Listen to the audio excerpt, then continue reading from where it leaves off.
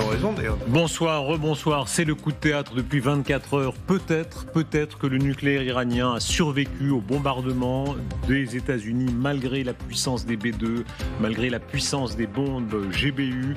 Le nucléaire iranien serait en partie intact. C'est une note des services de renseignement qui l'indique.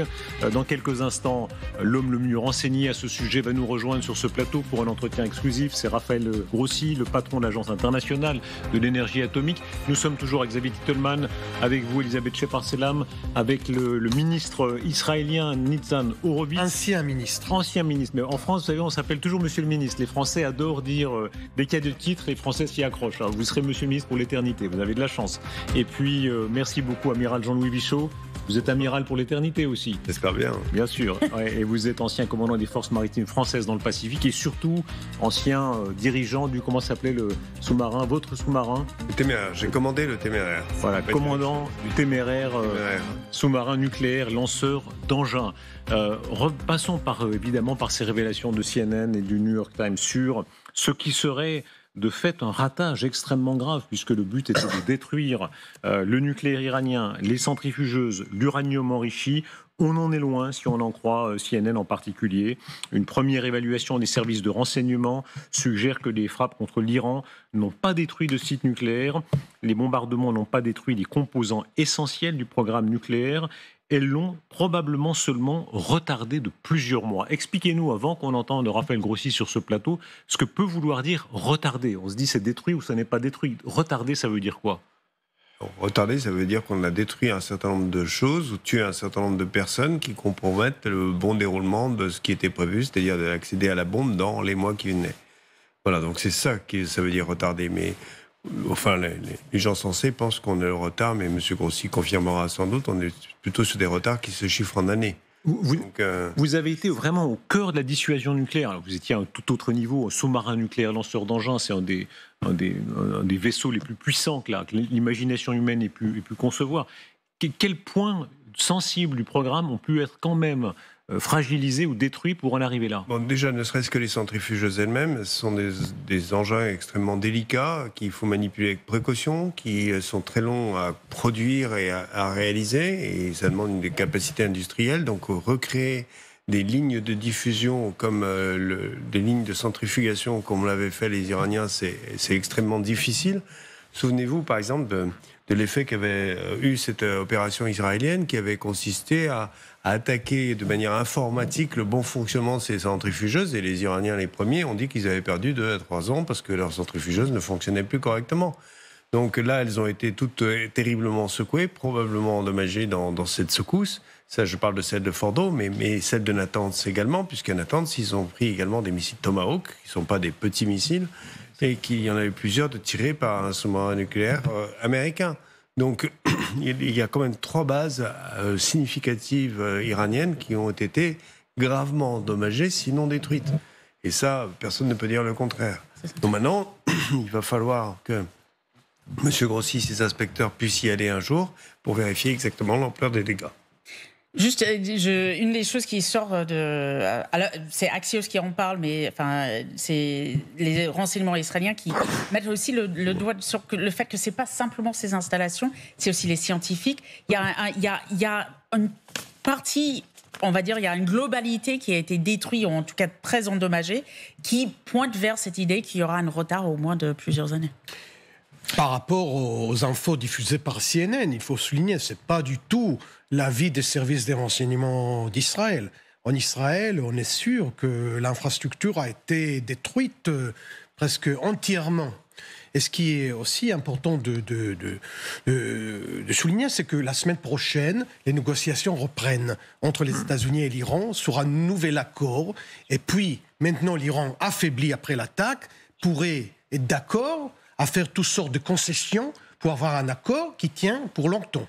Et c'est très important pour Israël, pour la région, pour tout le monde. Structurellement, maintenant, sur le long terme, effectivement, c'est pour savoir, imaginons qu'il faille reconstruire la totalité. Est-ce que ça prend 1 mois, 1 an, 10 ans ? Et est-ce qu'ils ont déjà acquis ces 400 kilos d'uranium ? Et est-ce que c'est déjà une masse de laquelle ils peuvent partir pour encore accroître le volume sur le long terme ?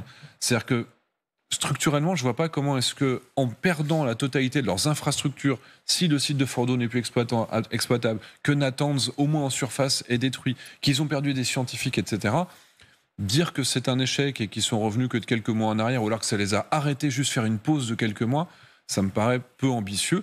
Maintenant, si le but était de détruire Fordo, qu'il n'y ait plus rien en dessous, que tout s'effondre, que toutes les installations soient annihilées, ça, peut-être que c'est pas le cas. Mais dans tous les cas, ils auront forcément pris plus que quelques mois de retard. Entrons vraiment dans la technique. C'est très intéressant pour comprendre. Quand on dit qu'ils étaient à quelques mois, peut-être, d'assembler la bombe, qu'est-ce que ça veut dire ? L'autre jour, vous étiez en plateau, monsieur le ministre, vous avouiez que la France avait aidé Israël à avoir la bombe. Ouais, Israël a la bombe. C'est très connu dans les années 60. C'est la France qui a fourni le réacteur qui a donné Israël. Et aujourd'hui, Israël a quoi ? 150 ogives ? Je ne connais pas le chiffre, mais ce n'était pas un grand secret. Israël possède un projet nucléaire depuis des années, depuis des décennies. Mais Israël, il faut dire, Israël n'a jamais menacé aucun pays de le rayer de la carte du monde, comme l'Iran a fait assez souvent vis-à-vis d'Israël. Donc, c'est pour cela que le nucléaire iranien représentait une vraie menace pour Israël. Et voilà. Et donc, maintenant, s'il y a un accord qui assure que les Iraniens restent dans l'enrichissement faible de l'uranium pour des fins énergétiques, etc., ça peut être satisfaisant pour Israël. Donc le but est atteint. Qu'est-ce que ça veut dire quand on dit qu'ils sont prêts d'assembler ? Assembler quoi ? Assembler quoi ? Ça veut dire réaliser la bombe à proprement dite, c'est-à-dire un engin qui est non seulement de la matière fissile, c'est l'uranium qu'on a produit, mais également qui a une certaine forme, qui est mise dans par exemple une sphère d'un alliage très spécial, avec des détonateurs qui contiennent des explosifs aussi très spéciaux pour pouvoir concentrer cette masse d'uranium pour obtenir ce qu'on appelle la masse critique, c'est-à-dire le départ de la réaction en chaîne. C'est pour allumer, si vous voulez, la bombe. Le détonateur est quelque chose d'extrêmement délicat à réaliser et qui doit être en plus après placé dans un engin qui peut le transporter quelque part. Alors, ça peut être une bombe larguée depuis un avion, ça peut être une bombe placée dans un camion, ça peut être une bombe placée sur la tête d'un missile. Il y a beaucoup de possibilités, mais toutes celles-là sont délicates. Alors, par contre, ce qui était aussi un peu nouveau et ce qui a beaucoup inquiété les Américains, c'est que le soutien iranien à la Russie dans la guerre contre l'Ukraine avait certainement des contreparties, et en partie de ces contreparties, il n'est pas du tout impossible que les Russes aient fait des transferts de technologie, voire même des transferts de matériel dans le domaine nucléaire pour aider les Iraniens, ce qui empoisonnait considérablement les relations au Moyen-Orient. Donc, vous voyez, on est dans des circonstances où effectivement la bombe iranienne pouvait devenir réellement une bombe plus rapidement que ce ne l'était par le passé. Rappelez-vous, il y a eu un rapport de renseignement américain qui, alors qu'il disait pendant longtemps, ils font de la matière fissile mais ils ne savent pas assembler les bombes, à l'été dernier, il y a eu un rapport américain qui a dit on pense que maintenant ils ont acquis la capacité de faire une demi-douzaine de bombes. Nous vivons des heures extrêmement graves où le risque de prolifération est là. Il faut rappeler la carte de ce qu'est actuellement le monde nucléaire, qui a beaucoup évolué depuis les 5 grands historiques de l'après-guerre, les 5 puissances, regardez la carte, qui sont les membres permanents du Conseil de sécurité de l'ONU. Alors il y a les États-Unis, le Royaume-Uni, la France, la Chine et la Russie. Et beaucoup considéraient que c'était ce qu'on appelait l'équilibre de la terreur, où tout le monde se faisait peur, mais c'était des puissances, des très grandes puissances, a priori plus ou moins responsables, même si elles comptaient notamment 2 grandes dictatures qui étaient l'Union soviétique et la Chine communiste. Aujourd'hui, il y a l'Inde et le Pakistan. Il y a la Corée du Nord, alors elle n'est pas sur la carte, mais si, elle est là, la Corée du Nord, à droite. Et il y a Israël en point d'interrogation. Vous nous avez dit tout à l'heure, oui, qu'Israël a la bombe.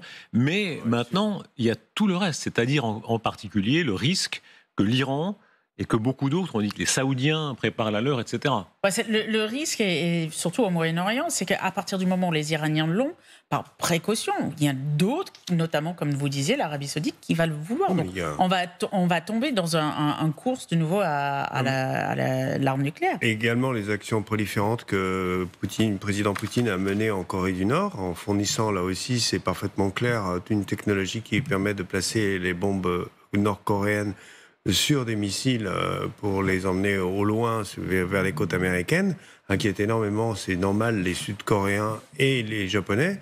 Et les Japonais en particulier, eux, ont les capacités à la fois nucléaires et spatiales de réaliser dans des délais, je dirais, relativement courts, Ils ont en plus toutes les matières qu'il faut pour ça, une bombe atomique, s'ils le veulent. Alors évidemment, au Japon, il y a les présidents d'Hiroshima et Nagasaki qui font que c'est pas très populaire. Mais si la menace se faisait très puissante, on est bien reparti pour de la prolifération également en Asie orientale. Voyons, Israël n'a pas signé la convention de non-prolifération. C'est un fait qui est assez connu. Israël n'a jamais avoué avoir des armes nucléaires, des bombes nucléaires. Pourquoi ? Parce que en Israël, c'est considéré comme un secret, le plus grand secret. Pourquoi ? Parce que ça représente le dernier moyen.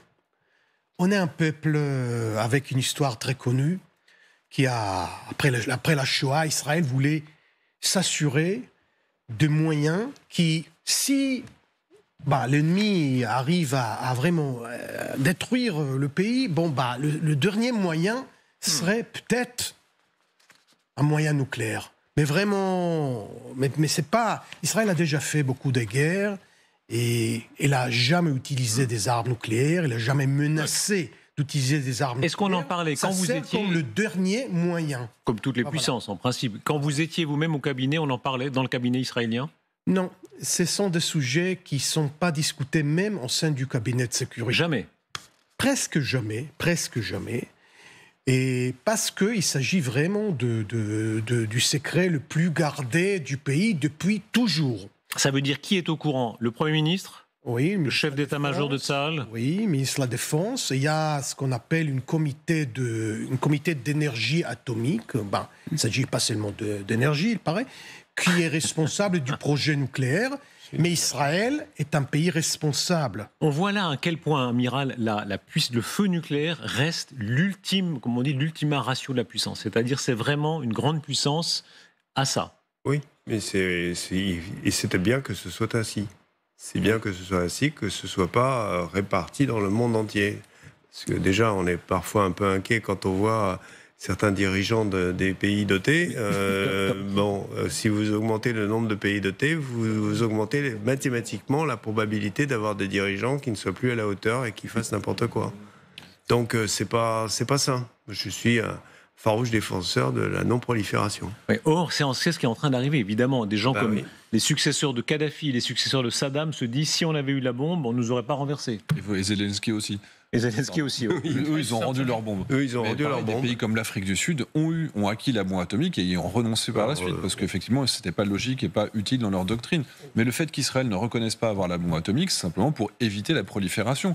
Logiquement, s'ils l'ont, ça veut dire que les Émirats, l'Arabie Saoudite doivent l'avoir. Puis si l'Arabie Saoudite l'a, il est pertinent que l'Iran l'ait aussi. Et donc, pour éviter que tout le monde l'ait, Israël a fait le choix, je pense, judicieux de l'avoir sans le revendiquer, sans se prétendre être une puissance nucléaire, ce qui fait que ça ne mène pas à une course à l'armement dans la zone.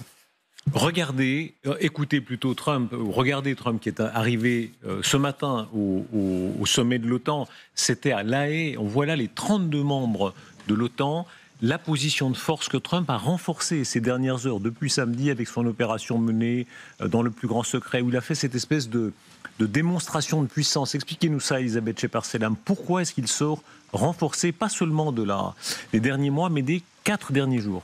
Alors, ces 4 derniers jours, je pense qu'il a prouvé d'abord qu'il savait... Alors, moi, je pense qu'il y a plusieurs choses. La première, c'est qu'il a quand même gardé tout ça un secret. Alors, on parlait beaucoup un peu des problèmes de communication, de fuite.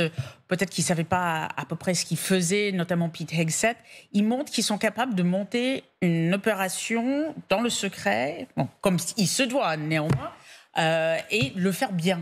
Je pense que ça, ils ont montré la puissance américaine. Il a montré aussi en interne qu'il a la capacité de trancher, de décider, ce qu'il n'avait pas forcément montré jusqu'à maintenant.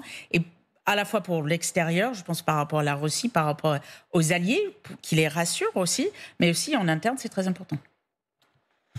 Sur le long terme, de toute façon, les Américains, s'ils reviennent dans le jeu européen, s'ils cherchent à s'implanter, s'ils cherchent à inonder le marché européen d'armes américaines en mettant la pression, augmenter votre budget, puis de toute façon, il faut acheter tout de suite parce que la Russie est prête demain. Donc, qui va les alimenter ?